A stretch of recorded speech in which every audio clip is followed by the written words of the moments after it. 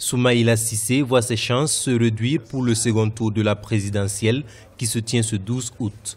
D'abord, les résultats du premier tour sont confirmés par la Cour constitutionnelle, puis ceux dont il espérait le soutien ont décidé de ne pas donner de consigne de vote à leurs militants.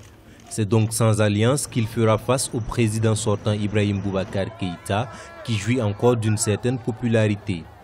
Je vais voter pour Ibrahim Boubacar Keïta, le vieux. Je vais lui donner ma voix parce que je l'aime bien, je l'aime beaucoup. Qu'on le laisse faire son deuxième mandat de 5 ans. En 10 ans, il pourra accomplir plus de réalisations.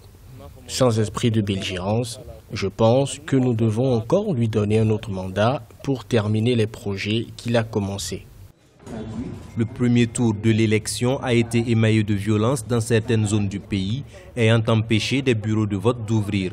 Il a connu un taux de participation relativement faible, estimé à un peu plus de 43%, ce qui pourrait ne pas évoluer au second tour. Je préfère ne pas voter pour le second tour, parce que le premier tour n'est pas crédible. Donc je ne peux pas concevoir que j'ai voté en âme et conscience. Je n'ai pas de conscience en ce moment parce qu'on achète les voix. Je suis très serein.